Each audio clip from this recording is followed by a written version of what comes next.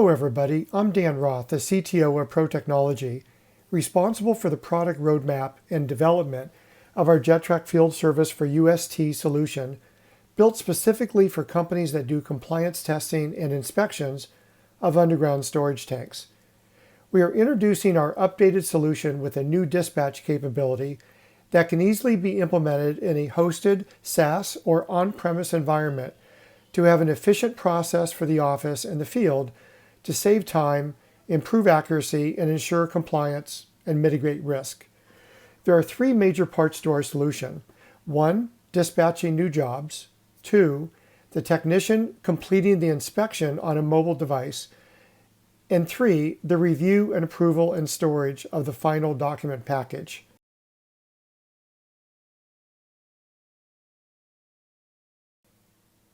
Let's take a closer look at each of these components.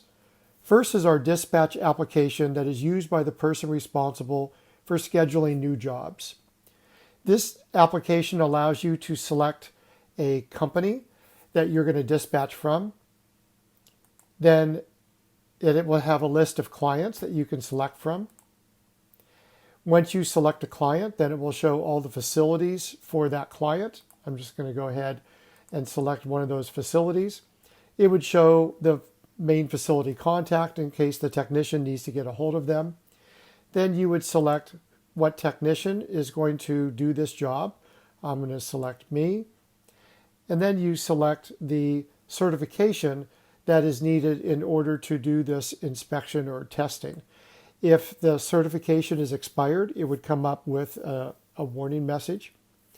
Then you select the date and time that you are going to do this inspection.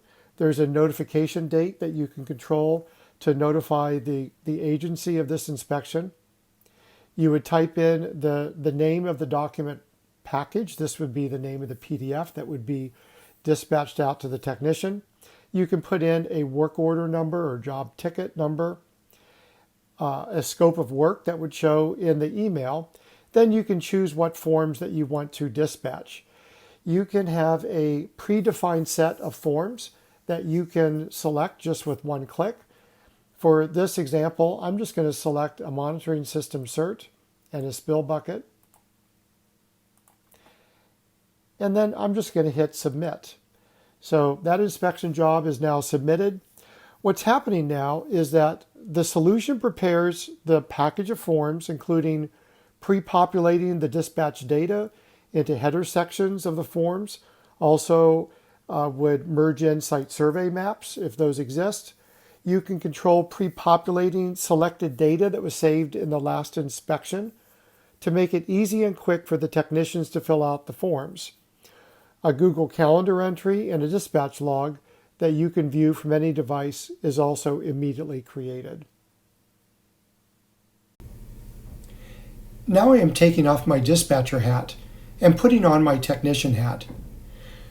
I'm on my iPad and I'm going to go to my email, and I see that I have a new email with a PDF form package attached. I'm going to go ahead and open this up in a PDF form filling application. Once it's open, I have several ways that I can navigate through this forms package. I could just scroll through with my finger. I could touch the thumbnails icon and be able to quickly go to any individual page that I want. Or I could use the bookmarks here on the right-hand side. So like I could go to spill bucket test, monitor cert, etc.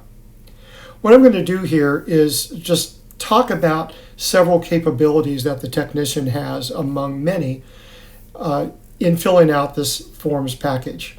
You'll notice that there are several fields that are pre-populated in the header of this form. We have complete control over what kind of data that we're going to populate into any fields in the PDF form package. We have header data, we have last inspection data that I had mentioned in the previous video.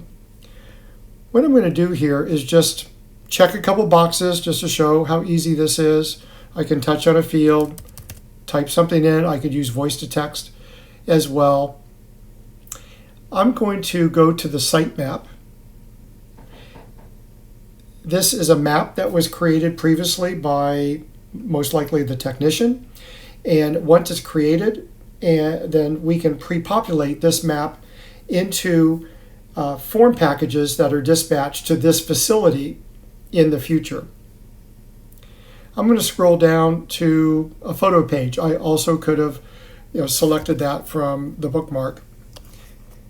And I'm going to go ahead and take a photo.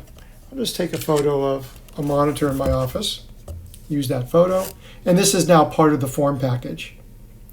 The next thing I'm going to do is illustrate an example of a calculation that we could do that can really save the technician time.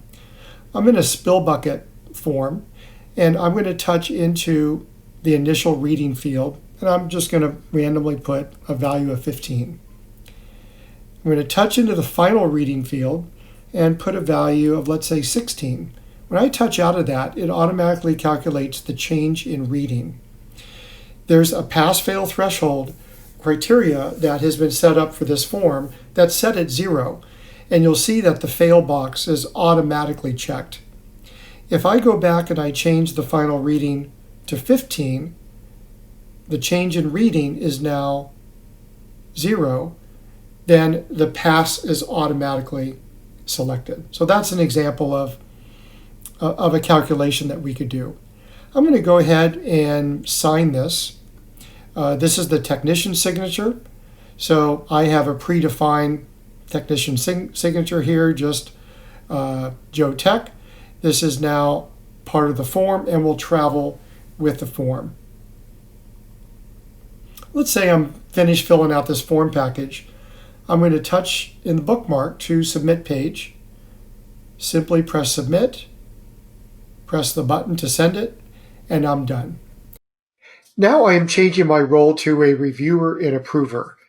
JetTrac has processed the PDF form package submitted by the technician and emailed it to the person responsible for reviewing and approving. I'm in my email and I see that I've received an email with a PDF attachment. I have that attachment already open in my PDF program. I see the bookmarks on the left-hand side.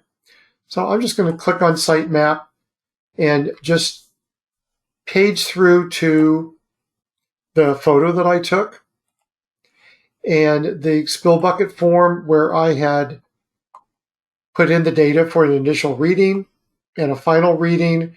It had automatically checked the pass based on the calculation. Here's my signature. So I have two options at this point.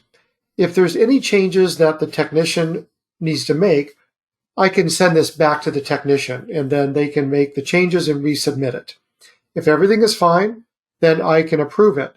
When I approve it, there are several things that happen on the JetTrac side.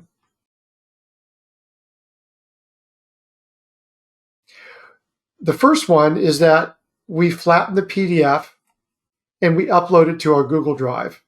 I'm just going to go to my Google Drive.